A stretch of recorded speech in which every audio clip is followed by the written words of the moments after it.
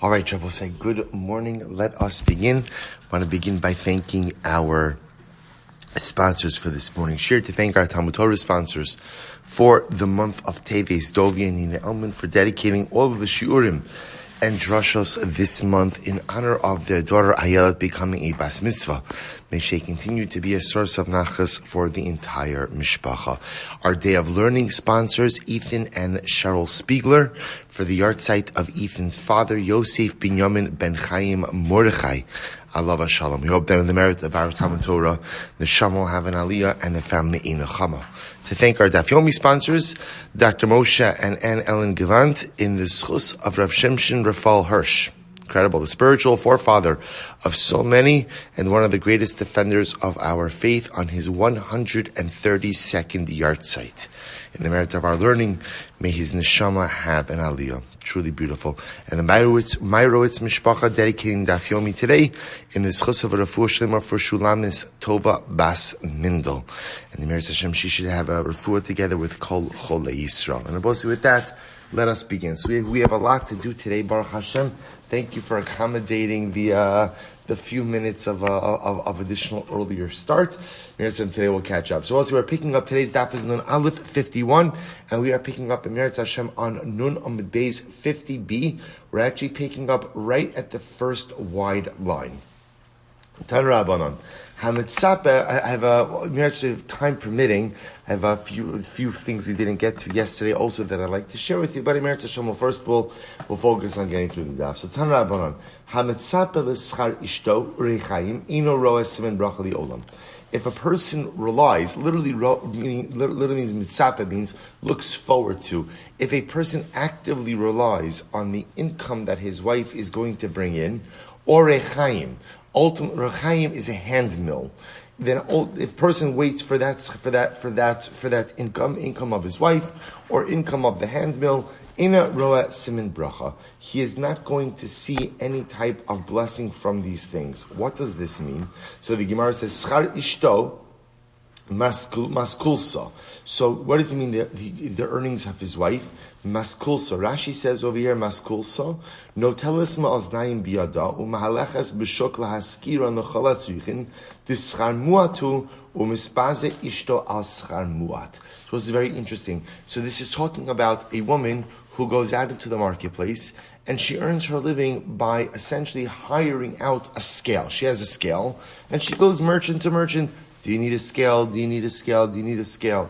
So apparently it brought in very little money, and at least in the times of the Gemara, it was considered to be a debasing livelihood for a woman. So a man who has to rely on this type of income, that A, is meager, and B, debases his wife, will not see any bracha from such income. Rechaya, what does it mean, a hand mill? Egarta. Ultimately, again, that means renting out the hand mill. Same idea, just very, very meager income from this. Very meager income. So the Gemara says, aval avda umizabna. But however, again, if one's wife actually builds or creates hand mills, ishtabuchi mishtabich bokra. Ultimately, again, she is praised by the pasuk for this. Tichsiv sadin asa vatimkar. Right? She makes the sheet and she sells it. So I will say, so again, a man who has a wife who creates things and then sells those things, that's an incredible skill. So we'll say a number of incredibly profound lessons in this Gemara. Number one, the need for a husband to take achrayus over the income of his home, right? The idea that chas v'shalom shouldn't allow his wife to debase herself or to humiliate herself in order to provide for the income of the home. A certain sense of achrayus on the man. Not well, so obviously we live in times where often, two income families become a certain degree of necessity, but it's a sensitivity that a husband has to have towards his wife to make sure that in the support of the family, the wife is not forced to engage in activities that at the end of the day compromise her dignity. An incredible yisod. Tan Rabbanon. If you will say another fascinating Gemara. Hamistaker, I should say, not mishtaker, that's strong. Hamistaker, schar, person who earns his livelihood, bekanim ubekankonim, Eina roin simen bracha. So what does this mean? A person who earns his livelihood. Rashi says, kanim kol maklos dakim kare kanim sha'osin mehem gidros umechitos. So what's like kanim are small pieces of wood. Small pieces of wood. Kanim, these are items, kankanim are small jugs. These are small items, so if you can imagine, small pieces of wood that are used to build fencing or home. Kankanim are small jugs. So a person who makes his livelihood through these items, he's not going to see any bracha from this. Why not? My taimo, kevan dinafish apach zayhu shalta bu'eina. Because I will say, since these items are ultimately used in volume, ayin hara besets them. We'll say, what does this mean?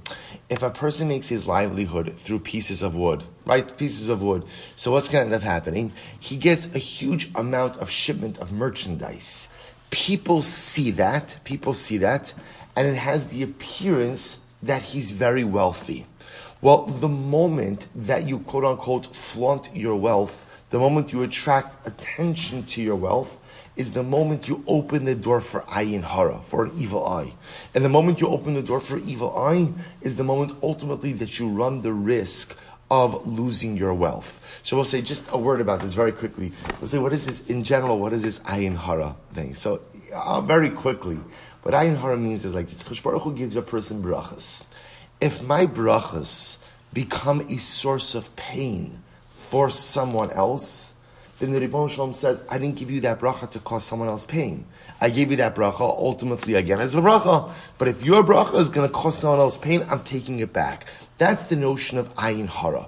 So this is what Chazal sensitizes us to this idea that we must be very careful kind of how we publicize our bracha. So if I'm blessed with wealth, and again, I'm ostentatious with that wealth, so someone else sees it and they say, Silber has so much money and I don't have anything. Then my wealth causes someone else pain. I was saying this is true with everything. Things that we take for granted that other people don't have. If my bracha becomes a source of pain for someone else, I will say, obviously I can't always control someone else's reaction. But lamaisa, if I flaunt my bracha in a way which causes someone else ultimately again to have. Is this not on?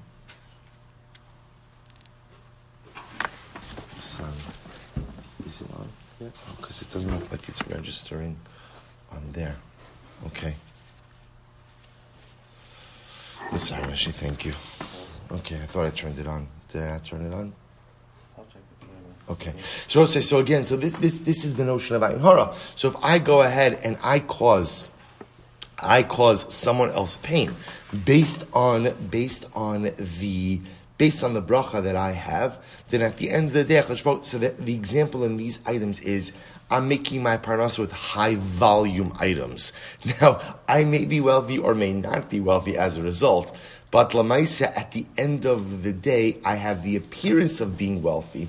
So because of that, I just have to be careful. So the Gemara goes weiter. The Gemara says, Tagre Simta, Umegadli Behemadaka. So we'll say more examples of this. Tagre Simta means merchants who operate in an alley. Tagre Simta. Mochrim b'shuk. In other words, they operate in the alley, in the shuk, in the marketplace. And again, highly visible business. Megadli behemadaka, those who raise small animals. V'kotetze ilanos tovos, or those who chop down good trees for the sake of their wood. They go and they sell the wood. So the Gemara these are all examples according to Rashi. Could be that Magadli Behemadaka, and ultimately again, Kotzitse, Esim Tovas, chopping down wood, could actually potentially be illegal activities, but we're not going to get into that right now. The point over here is highly public parnasa. Highly public parnasa. So a person has to be careful with ayin hara in these situations. V'nostin einein b'chelek yafa. Also listen to this. Or someone who, whenever he divides up something with his friends, always takes the nicest portion for himself. Eina roa simin bracha li olam. will not see blessing from his endeavors. My taima, the tobe inshi, because he draws the attention of people. Literally, tobe inshi means people look at him. So Chazal sensitizing us to how we have to be careful with the optics of whatever it is that we're doing. You have bracha, you have parnasa, you have shefa, you have revach, you have abundance. Be careful about how you broadcast that to those around you. Turn Rabbanon. Dalit prutos in ben siman bracha liodam. There are literally four prutos, 4 coins, from which you will never go ahead and see bracha. Which I will say essentially means 4 types of parnasa that you're not going to get rich from. You're just not going to see. And when it says in ro siman bracha, as we're going to see, it could be that there's a lot of bracha in it. You're just not going to see a lot of financial success in it. What are they? Schar kosvin. We'll discuss what that means in just a moment. Schar meturgemanim. We'll say, now remember, the meturgeman was the person who would go ahead and translate for the masses the shir of the Tana, of the Amora. So that was a very chashuv position. Uschar yisomim umaos habaos mi medinas hayam. And ultimately again, is something wrong? No. Okay, I'm sorry. And ultimately, again, schar yisomim. So we'll say schar yisomim is a person who manages the affairs of yisomim, of orphans. So the way it used to work, I guess they would call it today like the executor of the estate.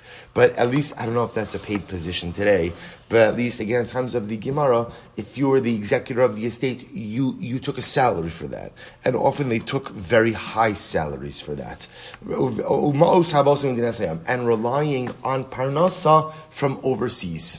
Right? Relying on overseas parnasa. Now what we're going to see specifically what that means is you do commerce with merchandise brought from overseas, which depends on sea travel. So if you make your parnasa from any of these things, you're not really going to see bracha from it.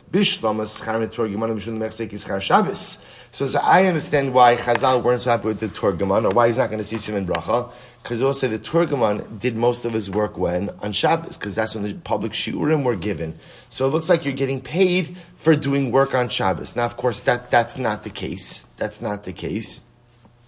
But it has that appearance. Most Yisomim, Nami Lav B'nei Mechilaninu. We'll say if you're executor of the Yisomim's estate, so sometimes these individuals took exorbitant fees.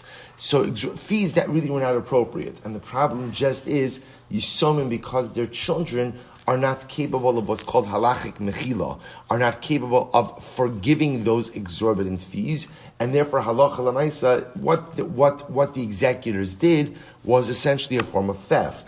Or if you rely ultimately again on merchandise brought from overseas, this is great. The Gemara says you're not going to really see bracha on that. Mishum delav kol yom misrachish nisa. Miracles don't happen every day. As I say, what does that mean? This is incredible.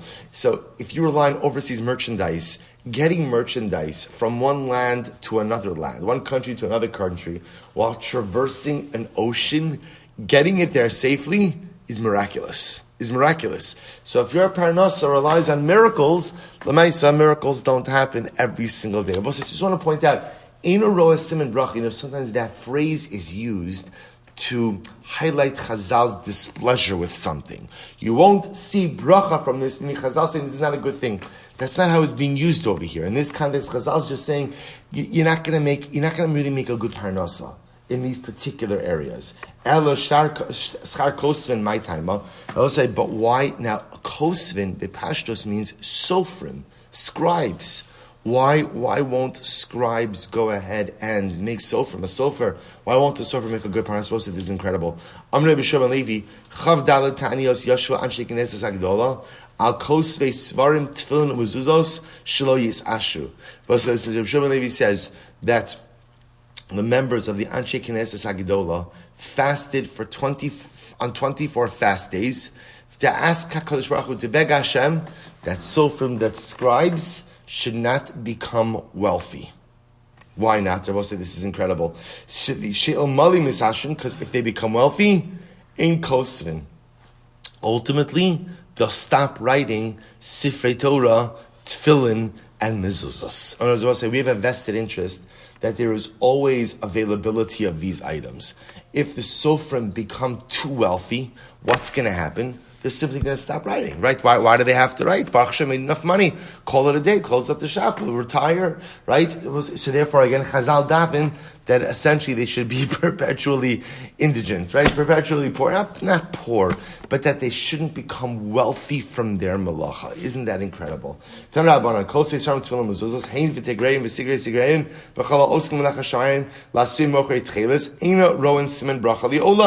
Vim oskin lishma rowan. So also the Brisa says those who write tefillin, mezuzos, sifrei Torah, them, their merchants, everyone else who engages in this, including people who sell tchelas, will not really make a lot of money. However, the Gemara says vim oskin lishma. But if they do their parnasa lishma, what does it mean lishma in this context? Lishma means that they are committed to supplying these religious items to the general populace, even were they to make a lot of money.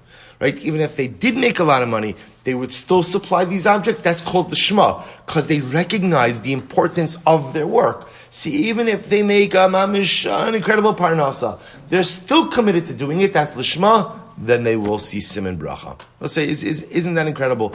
If you're committed to doing what you're doing, because you know that it benefits the klal, and you're willing to do it even though you no longer personally need it, that's called the Shema. And ultimately, again, that's when you begin to see siman bracha. Quite incredible. So the Gemara goes right there. Bnei Baishan. So we'll say, so now we're transitioning back a little bit to our sugya. Our sugya is the sugya of minhagim, which is really going to be incredible. The sugya of minhagim, and specifically, again, what happens in two scenarios. First, we'll start out with what happens with minhagim that were established, by previous generations, but maybe don't necessarily go ahead and my sheet says recording paused on Zoom. Is that okay, or do we want recording? Okay. A lot of Maisa Sutton going on today. Mamish. Okay, good.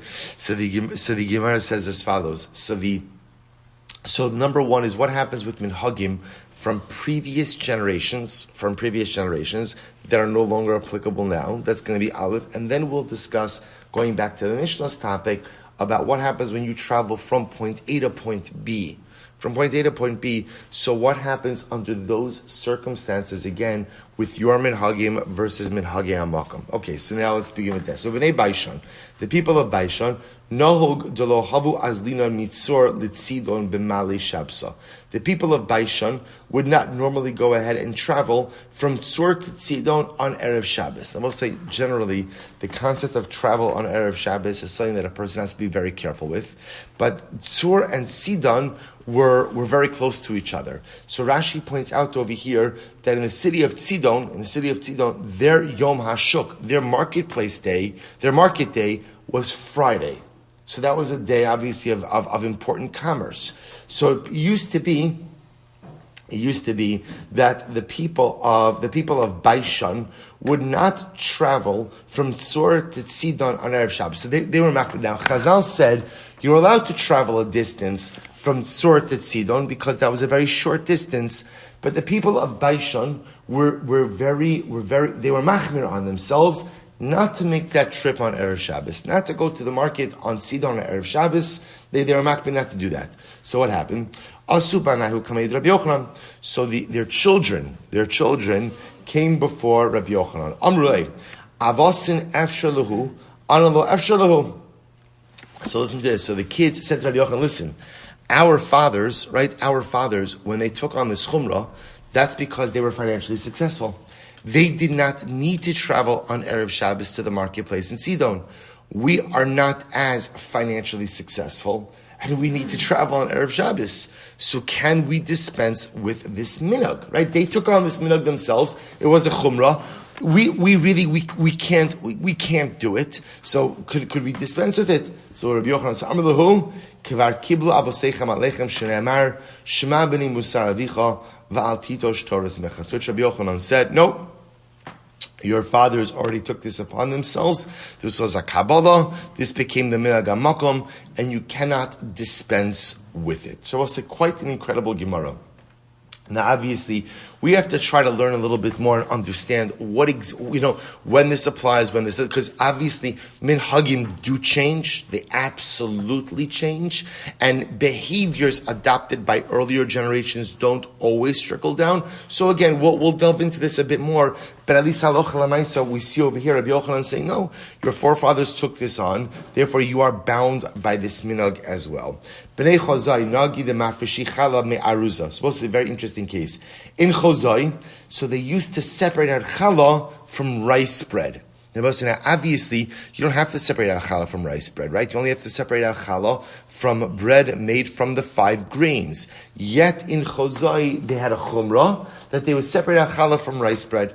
Asu v'amrei Rav Yosef. So we'll say, so somebody who visited Chozai told Rav Yosef about this minhag. Amar lahu, Rav Yosef said, Nechle zar ba'apayu. Well, someone should go to Chozai, a non-Kohen, and a non-Kohen should eat the challah from the rice bread of the people of Chozai. So what was Rav Yosef essentially saying? Someone should go and publicly demonstrate that their behavior is incorrect. Right? So Rabbi Yochanan said, so a zar is a non-Kohen. So remember, in Chozai, they separated out challah from rice bread, so they would give that challah to a Kohen. So Rabbi Yochanan said, someone should go, a non-Kohen should go and eat the challah from the rice bread in front of the people of Chozai to show them that it's not challah. You must read that. Abai is the kasha. Tvarim hamutorim va'achirim nagu b'han iser top of nun aleph. But we learned about say that's what? The things that are mutter, but people are behaviors that are permitted, but individuals or a community is machmir on it.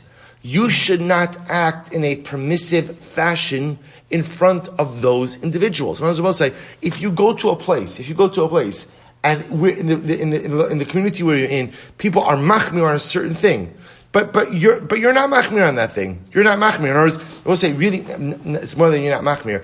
You go to a community, people are machmir on something, but it's really mutter. It's really mutter. So if you're in a community where they're machmir on something, you should not act in a permissive fashion in front of the members of that community, which I will say is just a simple yesod in respect for communal norms. So the Gemara says, Amar, so therefore, how is Rabbi Yochanan saying, how is Rav Yosef saying that a non-Kohen should eat the rice bread challah in Chozai? If the people in Chozai are makpid to go ahead and separate out challah from rice bread, why would a non-Kohen come along and eat it there when they're machmir on that? So we'll say, but this phrase is going to be something that comes up over and over. Dvarim hamutarim v'achirim nagu b'han iser, which means something that is really inherently, halachically mutter.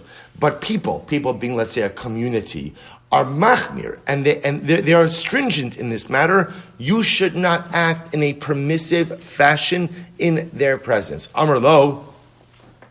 To which Rav Yosef responded to Abaye, "V'lav mi'itmar lo amar Rav Chisda bekusai."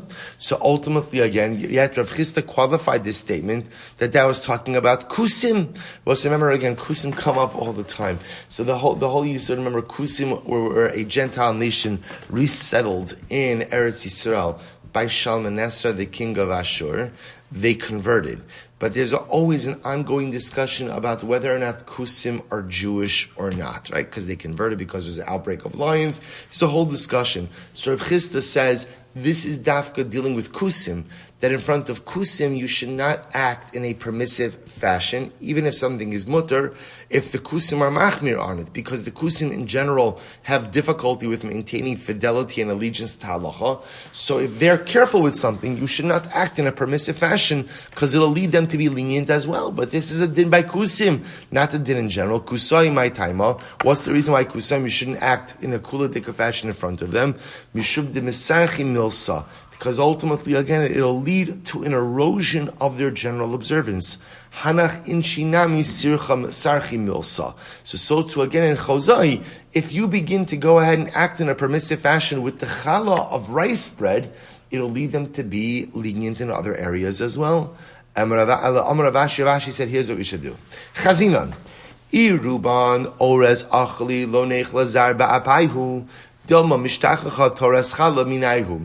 what you should do. Go back to Chozai. If the majority of people in Chozai eat rice bread, that's the majority bread that they eat, then you're right. A non-Kohen should not eat the challah portion they separate. Even though, again, a non-Kohen is permitted to do so, he shouldn't do it. Why? Because it could be that in Chozai, the reason why they're separating out challah from rice bread is why? So that the concept of challah is not forgotten. Right? Because if at the end of the day, the majority of the bread they're consuming is rice bread, then halacha l'maisa, if they don't separate out challah, the concept of challah will be forgotten. If that's the case, then they're doing the right thing, and a non-Kohen should not consume that portion. However, v'ruban daganachli nechla zarba payu dilma asi la'afrushe min achiyav ala patra min apatra ala achiyav. But it's very interesting. But if you go there and you find that the majority of people are in fact consuming wheat bread. When I say wheat bread, bread made from one of the 5 grains, that in fact a non-Kohen should eat the rice bread challah. Why? Because they will say now there's a danger. Because if they're eating both kinds of bread, that means they're separating out both kinds of challahs. Here's the issue. The issue is we have to be concerned now that maybe they'll separate out challah that from a loaf that's made from one of the 5 grains, and they'll separate that out from what? From rice bread. And the problem is they'll be separating out from a chiyuv on a patra, from a patra on a chiyuv. Therefore, it would be important for a non-Kohen to in fact go ahead and eat the rice bread challah in order to show the people this is not really challah. So we'll say, so an interesting distinction over here. So we look at what the people of Chazai do. If the majority of bread consumed is rice bread, then the reason they're separating out challah is that the concept of challah should not be forgotten. Then a non-Kohen should not eat it because it's important for them to maintain that communal standard. But if the majority of people are eating regular bread, we'll call it, when I say regular, meaning made from the 5 grains, then they have a normal obligation to separate out challah. Then a non-Kohen should eat the rice bread challah so that people realize that it's not real challah. Because if they don't realize that it's not real challah, they might think challah separated from rice bread is actual challah, and they may come to separate out rice bread challah on 5 grain loaves. And that, of course, would be halachically problematic. Good. Gufa, both let's analyze this concept a little bit more. Devarim hamutarim. So far you see 2 cases. The case of Bnei Baishon. So in Bnei Baishon, ultimately again, it was paskin that they were bound by the minhag of their ancestors not to travel to the shuk on Sidon on Erev Shabbos. So one example of communal custom binding communal custom on subsequent generations. We now saw a separate case where communal minhag developed, but also interestingly enough, I just want to show you the distinction here. In case number 2 of the rice bread, challah from the rice bread, if you notice, the Gemara drills down to try to understand why they did the things they did. So in case number 1, there wasn't really so much of a drilling down to the reason. It was, this is what was done, this is what continues to be done. Case number 2, there was a drilling down to the reason. Why do they do this? And then let's figure out an approach based on. So you're going to see minhagim are dealt with in these 2 different ways. Sometimes minhagav v'seina biyadenu, that's what was done. So that's what continues to be done. And sometimes there's a deeper analysis. Why was this historically done, and should we continue to do it going forward? So just keep all of this in mind as we continue. So Gufa, Devarim Hamutarim V'Achirim Nagu Bahen Isser. So we go weiter.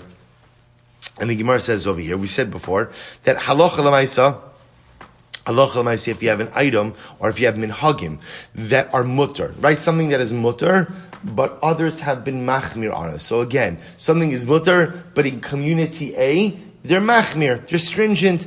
Therefore, what? You should not act in a permissive fashion in the presence, ultimately, again, of these individuals. So we'll say, this is very important. You go to another community, they're machmir on something, it might be, it's mutter. Meikar Adin is totally mutter, and I conduct myself in a permissive fashion. You have to have respect for where you are, and conduct yourself in accordance with local customs. Some Rav Chisda said, Bikusai, this really only applies to kusim. Because I will say, since Kusim in general struggled with their observance, so if they're machmir in a certain area, you should not act in a lenient fashion. But it doesn't apply to anyone else other than Kusim. Also, this is very interesting. Vatanya, we learned, Rochitzin shnei achen ke'echad, ve'in rochitzin shnei achen be'kabul. Two brothers are permitted to go ahead and bathe together. But they shouldn't bathe together in the city of Kabul. So Rashi says over here, Rochutz in Shnei Achim ke'echad, ve'in kan mishum pritzus, denema mitoch shemetzuyin yachad va'achshav ro'en arumim zeh nosnin ayin ish ba'achad lemishkav zachar. Both say, we're not concerned, two brothers can bathe together, and we're not concerned that the act of being naked with one another is going to lead to any homosexual activity. We're just not concerned about it. We're not concerned about any immorality about it. But in the city of Kabul, they were careful. They were machmir. They're machmir that even brothers don't bathe together. Umayse b'Yehuda v'Hillel banav Shalom and Gamliel. Let's listen to this story. Once happened with Yehuda and Hillel, who were the sons of Rabbi Gamliel. Right, Rabbi Yehuda and Hillel, sons of Rabbi Gamliel, sherachatzu shneim ke'echad b'Kabul, that they were once in the city of Kabul together, and they went to the bathhouse together. Because again, and what happens? V'laza alein kala medina, and I will say they were the talk of the country. The country, right? Really, what it means, they were the talk of the city of Kabul. Amru mi'amenu lo ra'inu kach. And the people of Kabul said, we have never seen such a breach of morality, such a breach of halacha. So I'll say, these are the sons of Rabbi Gamliel, right? Hillel and Yehuda. So what happens? V'nishmat Hillel v'yatzal beisachitzon. So what did Hillel do? When he saw the reaction, he just simply slipped out of the bathhouse. V'lo ratza lomer lahen mutarin atem. So we'll say, this is an incredible Gemara. So what happens? Hillel could have easily said, what are you guys getting all worked up about? It's mutter. But he didn't do that. Instead, what did he do? He simply slipped out of the bathhouse. Both said, what does the story show you? It demonstrates a respect for minhag hamakom. In Kabul, there were machmir on this, which also demonstrates an incredible humility. You know, most of us, when we are confronted with someone telling us we're wrong, right? What do we usually do? We usually dig in our heels, right, and go ahead and shoot. Nobody likes to be told that they're wrong. An incredible yesod in humility as well. Okay, the brothers, they didn't do anything wrong. What they did was absolutely mutter according to the halacha. They realized that in Kabul they were machmir on this. So then what are they going to do? Say you're mutter, you're all wrong. This was the minhag hamakom. This was the chumrah in Kabul. So Hillel just simply steps out of the bathhouse. I'll say, listen to this, another story. Yotzim Bikur dakison b'Shabbos. You can go ahead. Ve'ein yotzin bikur dakison b'Shabbos bebiri. So also you're allowed to walk out on Shabbos kur dakison. Rashi points out over here, kur dakison were wider, loose-fitting shoes. So the halacha is you're allowed to wear out kur dakison on Shabbos like slippers or clogs. You're allowed to wear them out on Shabbos, and we're not concerned that the shoe is going to slip off your foot and you're going to end up carrying it. That's the halacha.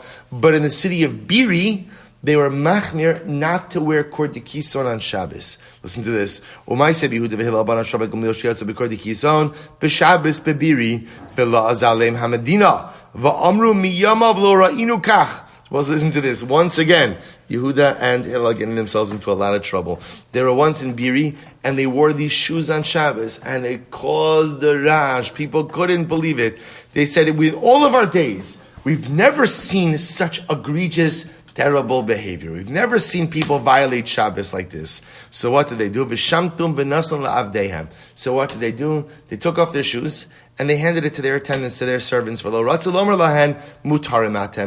they did not say it's mutter. They didn't say it's mutter. They could have said it's mutter. But they didn't do that. In other words, they wanted to, they felt it was better to respect minhag hamakom. But I'll say one more story. You are allowed to sit literally again on the benches of Gentiles. And Rashi points out over here, this refers to like the benches that the merchants used to sit on.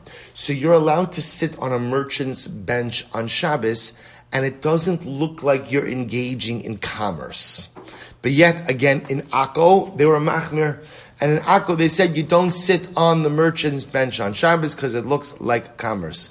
And one time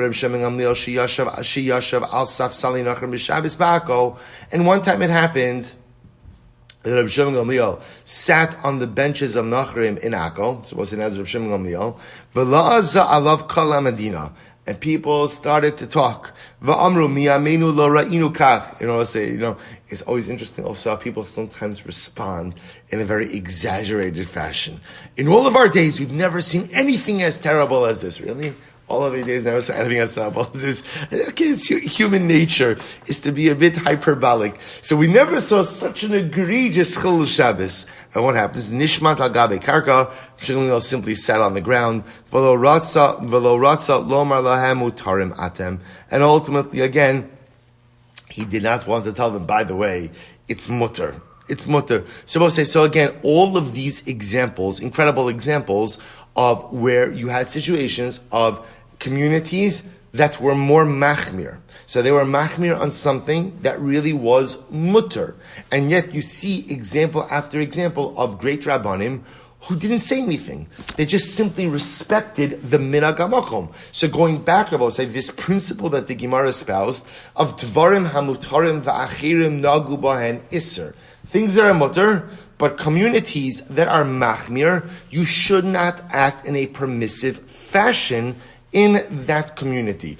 Rav Chisda said it only applies to kusim. The Gemara says, you see clearly, it doesn't just apply to kusim, it applies to regular Jewish communities as well, to which the Gemara says, you're right, except, b'nei medinas hayam nami, kevan delo shchichi rabbanan gabayo ki kusim dami. All of these examples, I will say, were examples of faraway lands. Faraway lands. And in faraway lands, they often did not have a presence of rabbanim, and therefore, again, their halachic knowledge was often very limited. So therefore, it was necessary for these communities to maintain their chumras in order that halacha l'maisa, their level of observance was properly maintained as well. Now I know what you're thinking. Akko is Eretz Yisrael.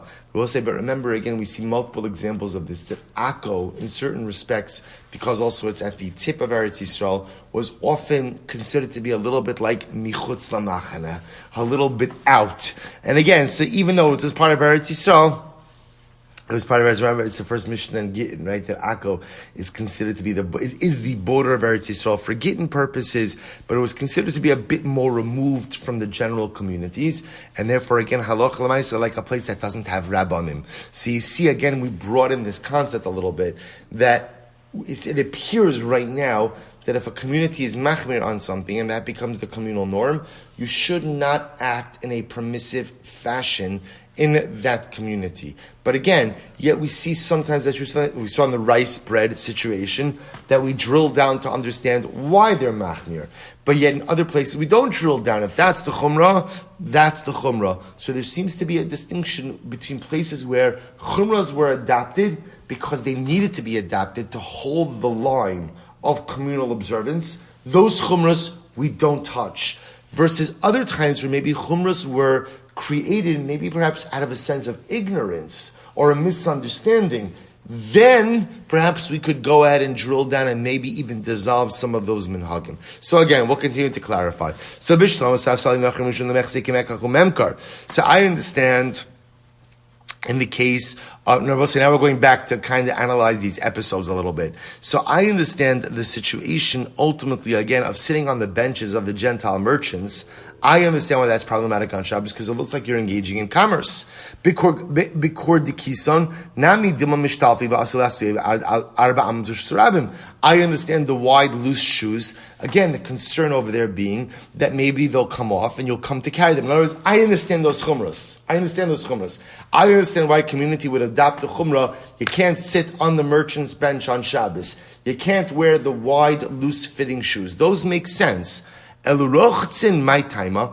Also, why was it in Kabul that they legislated that brothers can't bathe together? In other words, what was exactly the nature of the need for that particular chumrah? The Gemara is listening to this. Elurochtzin my timer. Lo kidisanya. Imakol adam rochitz. A person could bathe with anyone who he wants. Chutz me aviv v'chamav ubal imo balachos. With the exception of his father, his father-in-law, the husband of his mother, and the husband of his sister.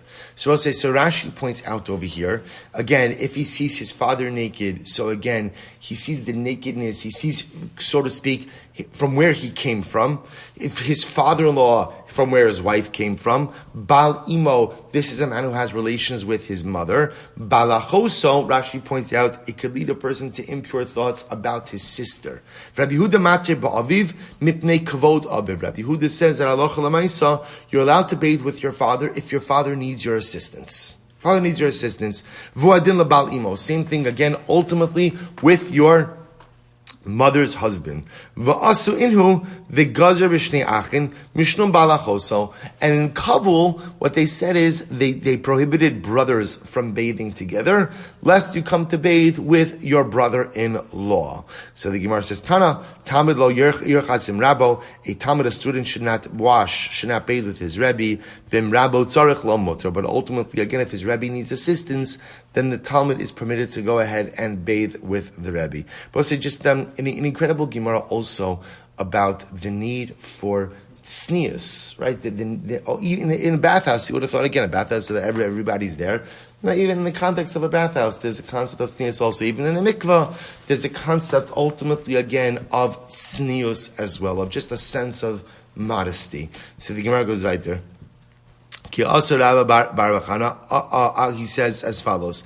He's achal di ayasra, or di ayasra. So we'll say, so listen to this. It's actually very interesting. So when Rabba Bar Chana came from Eretz Yisrael to Bavel, ultimately, again, he was eating di yasra. So Rashi points out over here, what's di ayasra? So Rashi says, chelev shebekfifa sakeva, shakeva kafufa. Now, we'll say, interestingly enough, normally the fat on the stomach is chelev. You're not allowed to eat it. There's fat on one part of the stomach. The Gemara makes it, the Rashi makes it between the curved part of the stomach, the flat part of the stomach. So technically speaking, there is permitted fat on the stomach. Now, generally in Bavel, as we're going to see, they just didn't eat any of the stomach fat, or the fat around the stomach, because they just felt they grouped it all as aser.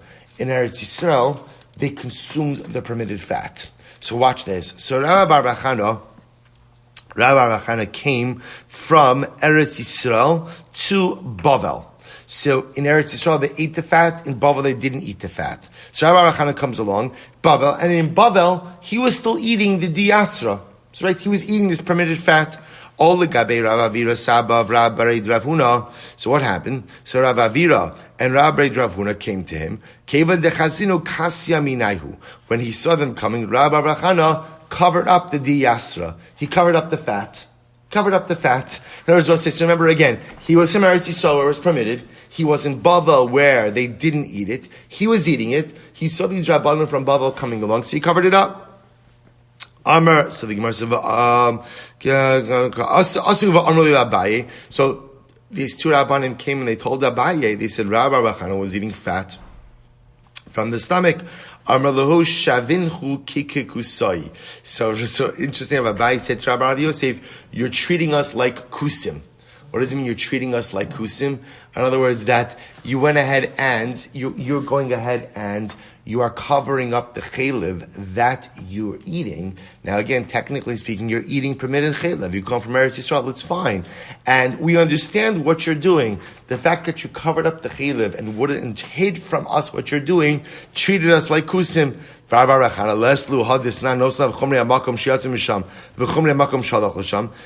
Rabbi Bar Chana not subscribe to the concept that in general, when you travel from one location to another, you are given the chumras of the place you left and the chumras of the place in which you are currently situated? In which case, again, in Bavel, they don't eat this fat. So how are you eating the fat?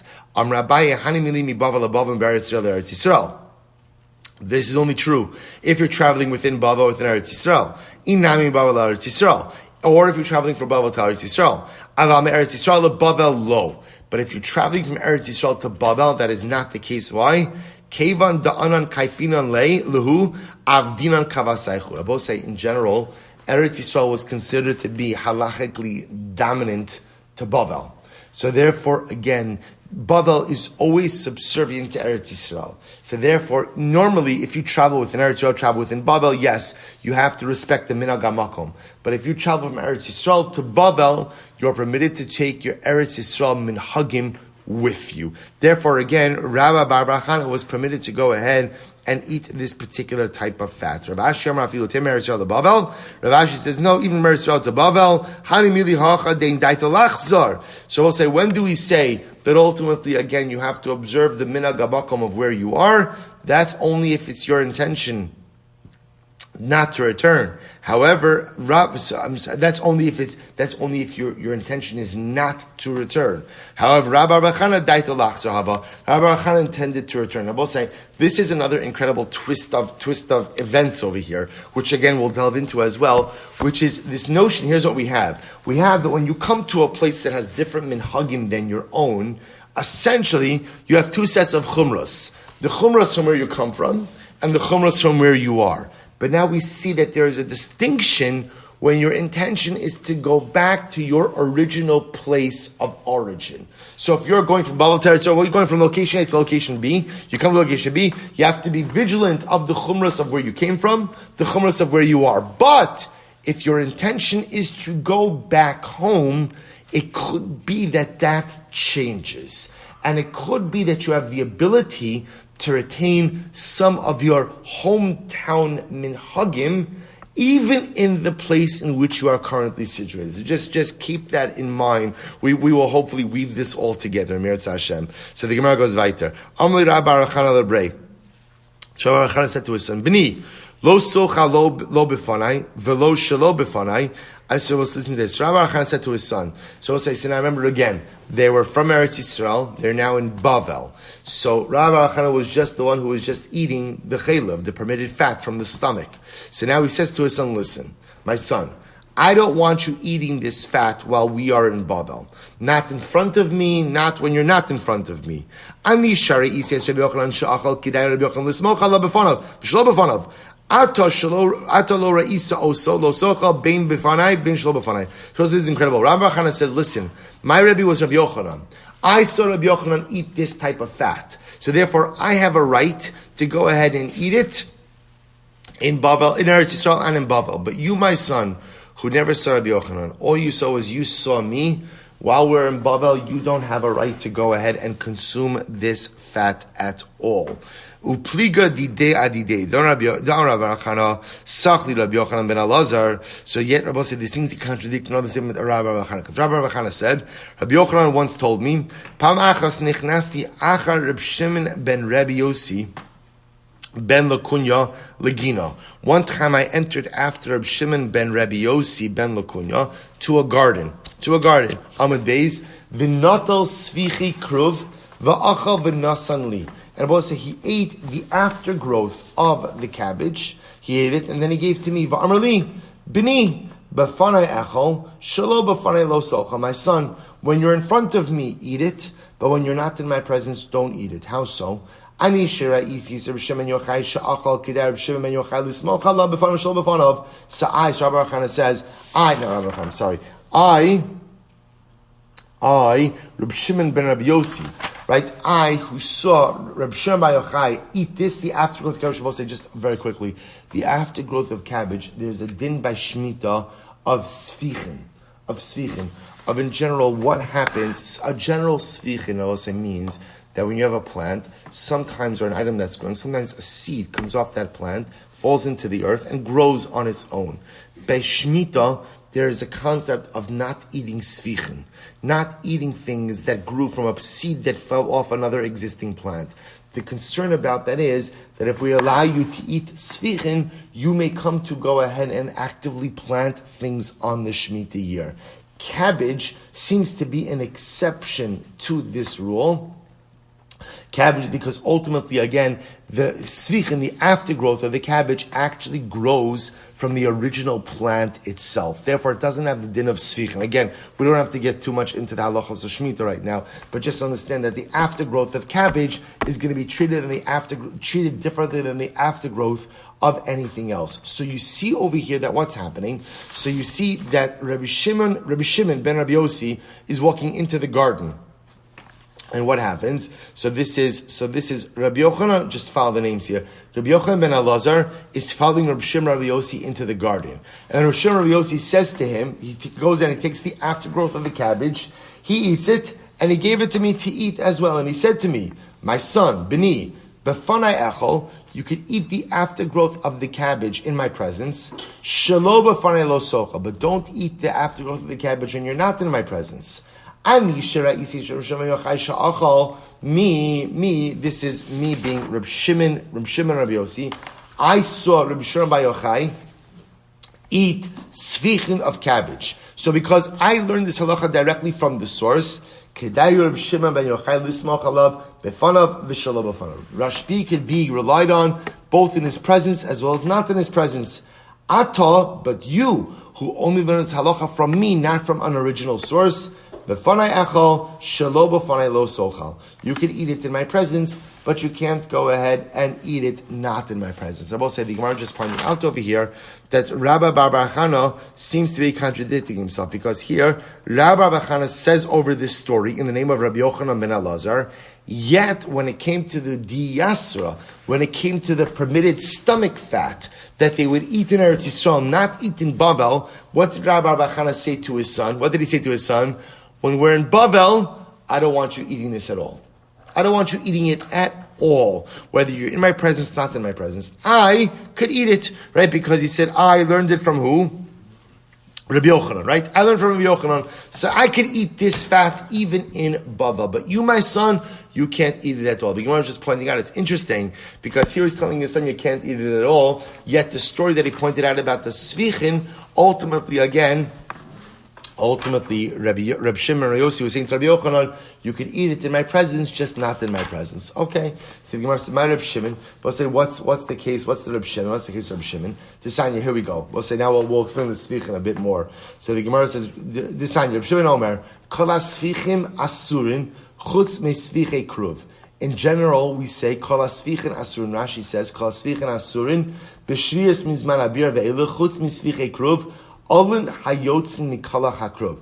General aftergrowths, Rabbi say. So again, remember, you have a crop, the crop grew, some of the seeds fell off the original crop, and now new aftergrowths grow. You are not permitted to eat those items during the Shemitah year. Why not? Ultimately, again, because the concern is that halacha l'maisa, you may come to plant new items on Shemitah as well. With the exception of the aftergrowths of cabbage. Because we'll say again, as Rashi points out, cabbage apparently is different. Even the aftergrowths come from the original stalk of the cabbage. So it's actually not considered to be a new plant. It's all part of the same old plant. Because cabbage is different. There is nothing else like cabbage that has a growth model like this. The Chum say, we don't make a distinction between cabbage and anything else. All aftergrowths are aser. So the Gemara says, "V'tarvayu aliba de Rabbi Akiva," and both align themselves with Rabbi Akiva. The Sanya hein lo nizra v'lo ne'asov es tevu asenu. That will say ultimately again, what does the Torah say by the Shemitah? Right, the Pasuk says, "V'chisomru manochal b'shana hashvius." The Torah says you're going to say when you observe Shemitah, you're going to say to yourself, but what are we going to eat in the seventh year? Hein lo nizra v'lo ne'asaf. We haven't planted anything. We haven't collected anything. As tevu asenu. Amar Rabbi Akiva, v'chi me'achar she'in zorin me'echa osin. So Rabbi Akiva says the pasuk doesn't seem to make sense, because obviously, if you didn't plant anything, what is there to collect? Right? The say, listen, right? You hear the pasuk reads, "Manocha." What are we going to eat in the seventh year? Hein lo nizra. We haven't planted anything. V'lo ne'asaf. We're not going to collect anything. Well, obviously, if you haven't planted anything, you can't collect anything. Rather, the Gemara says, "Mikan l'svichin shein asurin." Rather, you see from this pasuk that what? You see from this pasuk that svichin are asur as well. So, in other words, you could have items that you did not plant, yet they are ready to be harvested. What are those things? Those are the aftergrowth of Shemitah plants. But my comif, the Yisrael say, so what are they arguing about? Rabbanan Savri, Gazri, Svichi, Kruv, Atushar, Svichin, the Amal. So the Rabbanan will say, we are going to prohibit the aftergrowth of cabbage as well. Even though, I want to be clear, they're not arguing on Messias. Everyone agrees that the aftergrowth of cabbage is different than the aftergrowth of anything else. We'll say, in fact, if you take a quick look at Rashi just a moment, Rashi says over here, She'in keyotze bahem b'yer kasada, mishroshin hin yedilin, v'harein ki'ilon shemosif anafim ala nafim, v'lav bichlal shar tzvichin inu, v'chol shar tzvichin mizera hanechbat, v'nofal la'aretzu, aval tzvichei kruv, einam kain, ela olav gidilin ba'anafim, v'lo asar Torah ela tzvichin me'in zriya kedichsivei nazar. This is incredibly important. Everybody's agreeing on the Metzias. The Metzias is the same. It happens in general, the Isra of Tzvichin is, if you have a seed that comes off a plant, on Shemitah, during the Shemitah year, a seed comes off a plant, the seed falls into the ground, grows on its own. I didn't do anything. This all happened by itself. That's called aftergrowth. You cannot eat that on Shemitah. The concern is that if we allow you to eat that, you may come to plant. Everyone agrees that the cabbage plant is different. Why? Because they all say the way Tzvichin work with cabbage is, it all comes from the original root plant. It all comes from the original item. Therefore, it's not really called Tzvichin. So what's the machlokes? Here we go. Rabbanan sabri gazvinin tzvichei kruv atashar tzvichin de alma. The Rabbanan say, we are concerned that if we let you eat the tzvichin of cabbage, what's going to happen? You're going to end up consuming other types of tzvichin. Reb Shimon Sabar, lo gazvinin tzvichei kruv atu tzvichin dam. Reb Shimon says, no, we're not concerned if we allow you to eat the tzvichin, the aftergrowth of cabbage, that you're going to come to eat other aftergrowths, because people know cabbage is different than anything else. Beautiful. Let's go to a little bit. Saholich mimakom. So let's remember again. So the Mishnah said, if you remember, the Mishnah said, remember, let's go back about say to the original topic of the Mishnah. The original topic of the Mishnah was a person does malacha. I also realize I have to be clear. The Mishnah itself, when it was talking about malacha on Erev Pesach, was talking about malacha before Chatzos on Erev Pesach. We're going to get into a discussion in the Gemara about this, about malacha before Chatzos, malacha after Chatzos. But remember again, the Mishnah is talking about ad Chatzos, which means malacha done before Chatzos. Remember again, so the Mishnah said, if you go from a place that has one minhag before Chatzos to a place that has a different minhag, or vice versa, right? So let's say you go from a place that does malacha, doesn't do malacha, you have to go, the Mishnah said, what's the halacha? Nosin alav chumrei makom shiyatza misham, v'chumrei makom shalom. You take on the chumras of both places. Now watch this, this is incredible.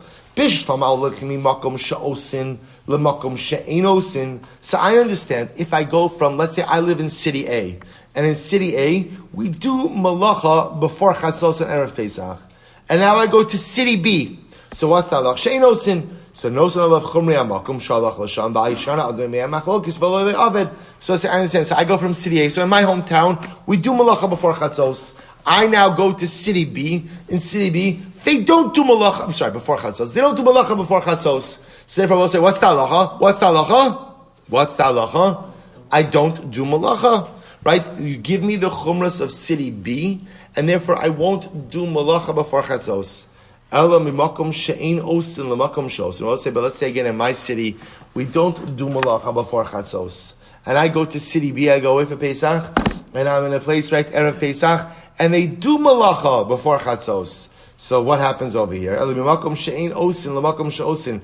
Al yishana adam mipnei machlokes. V'nei avid. So what should I do? Now we'll say, I come from a place where we don't do malacha before Chatzos.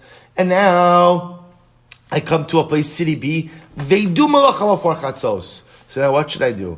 I should dafka do malacha? Ha'amrit nosin alav chumrei hamakom shalach l'sham, v'chumrei hamakom shiyatza misham. But 1 second, we learned also that whenever you go to a new place, we give you both. We give you the chumras of your place of origin and the chumras of your place where you are now. Which means that technically speaking, the chumras of my hometown, I really don't do malacha, still apply as well.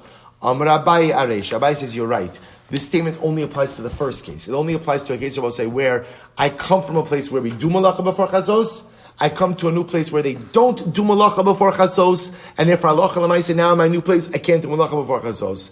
Rava Amar li Olam HaSeifa. Rava says, no. It could be even on the second part of the Mishnah. Vachi Kamar. Ein v'zum neshina machlokes. We'll also listen to this. Rava says, don't worry about it. If I come from a place where we don't do malacha, and I come now to a place where they do malacha, so I don't have to do malacha before Chatzos on Erev Pesach. Why not I? But isn't that going to be a departure from the communal norm? No, my kamret. Haroa Omer Malacha Asura. So I'm sorry, my comrade. Haroa Omer Malacha Asura. So what's going to happen? If I come to city B, and in city B they do Malacha before Chatzos, and I'm saying that I'm not doing Malacha. So what are you worried about? That people are going to say, oh, he's so machmir that he doesn't do Malacha before Chatzos? They're not going to say that. Meimar Amri Kama Batlani Have Beshuka. There are plenty of people who don't do work. Right? Plenty of people who don't work. In other words, that halacha l'maaseh, if I come from a city where ultimately, again, they don't do malacha on Erev Pesach, before Chatzos, and I come now to a city where they do malacha on Erev Pesach, before Chatzos, and I'm sitting there, I'm not doing malacha, that doesn't have the appearance of departure from the communal norm. What does it look like? What does it look like? I'm just not working. And there are plenty of people, the Gemara says, Kama batlani have beshuka. There are plenty of people who sit doing nothing in the marketplace all day, and not just on Erev Pesach, but every day as well. So therefore, non-performance of malacha does not look like a departure from communal norm. We'll also stop over, pick up Emir Hashem with this Gemara tomorrow. Shkoyach.